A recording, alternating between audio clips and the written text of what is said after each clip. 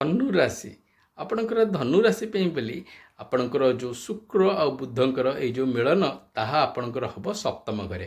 ଦେଖନ୍ତୁ ଆପଣଙ୍କର କିଛି ଯଦି ମାନେ ପୁରୁଣା କିଛି ଯଦି ରିଲେସନସିପ୍ ଯଦି ସେମିତି କିଛି କେଉଁ ଭାବରେ ବି ଯଦି ମାନେ କିଛି ଏମିତି ଆଗରୁ କିଛି ଭାଙ୍ଗି ଯାଇଥିଲା, ଯେଉଁ ଜାଗାରେ ଆପଣ ଅଲରେଡ଼ି କମିଟେଡ଼ ଆଗରୁ ଥିଲେ, ଦେଖିବେ ସେଇ ସବୁ ପୁରୁଣା relationship all of a sudden ଆପଣଙ୍କର ଆକ୍ଟିଭେଟ୍ ହେବାର ଅଛି। ଆପଣ ଦେଖିବେ ପୁରୁଣା ଲୋକମାନେ ଆପଣଙ୍କ ଜୀବନକୁ ପୁଣି ଥରେ ଆସିବାକୁ ଲାଗିବେ ଏହି ସମୟରେ।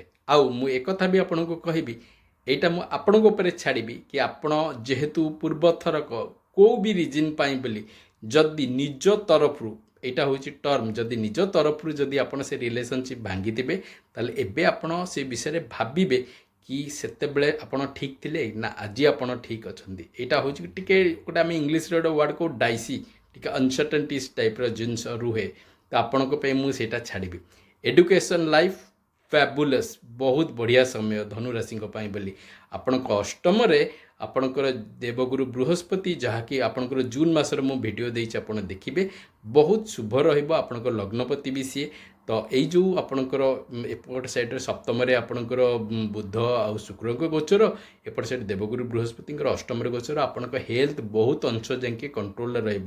ମୁଁ ଲଙ୍ଗ୍ ଡିଜିଜେସ୍ ବିଷୟରେ ଆପଣଙ୍କୁ କହୁନି, ମୁଁ କହୁଛି ଇନ୍ ଜେନେରାଲ୍ ଭାବରେ ସବୁ ଲଗ୍ନ ଆପଣଙ୍କର ଯେଉଁ ଧନୁ ରାଶି ଆଉ ଧନୁ ଲଗ୍ନ ବାଲାଙ୍କର ସମସ୍ତଙ୍କର ଏହି ସମୟରେ ଯେଉଁ କହନ୍ତିନି, ଯେଉଁ ଯଦି କିଛି ଗୋଟେ ଏମିତି ରିଜନେବଲ୍ ସମୟ ହେଲା ଆପଣଙ୍କ ଦେହ ଖରାପ ଅଛି, ତାହେଲେ ତା ଦେହରେ ଆପଣଙ୍କୁ ବହୁ ଭାବରେ ଆପଣ ସୁଧାର ଦେଖିବାକୁ ପାଇବେ।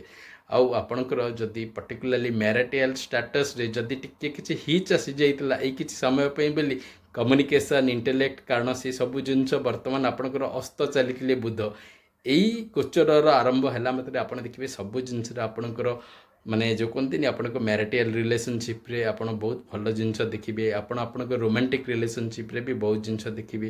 ତ ମୁଁ କହିବି ଆପଣଙ୍କ ପାଇଁ ବି ଏକ ଭଲ ସମୟ। ଏଇ ସମୟ ଏର ମାନେ ଯେଉଁ କୁହନ୍ତିନି ଆପଣଙ୍କର ୟା ପରେ ଏଇ ଯେଉଁ ଗୋଚର ପରେ ବି ଯେତେବେଳେ ଆପଣଙ୍କର ରହିବ, ତ ଆପଣ ସବୁବେଳେ ପାଇଁ ଏଇ ମୁହୂର୍ତ୍ତଟାକୁ ସବୁବେଳେ ମନେ ରଖିବେ। କାରଣ ଯେଉଁ କିଛି କିଛି ଜିନିଷ ସେଇ ଇନଷ୍ଟାନ୍ସରେ ଆମ ମନ ପ୍ରତି ମାନେ ବହୁତ ବେଶୀ ଗୋଟେ ଖୁସିର ଏକ ଭାବ ଦେଇକି ଯାଇଥାଏ। ଆଉ ଏଇ ମୁହୂର୍ତ୍ତ ହେଉଛି ସେଇ ଗୋଟେ ଭାବର।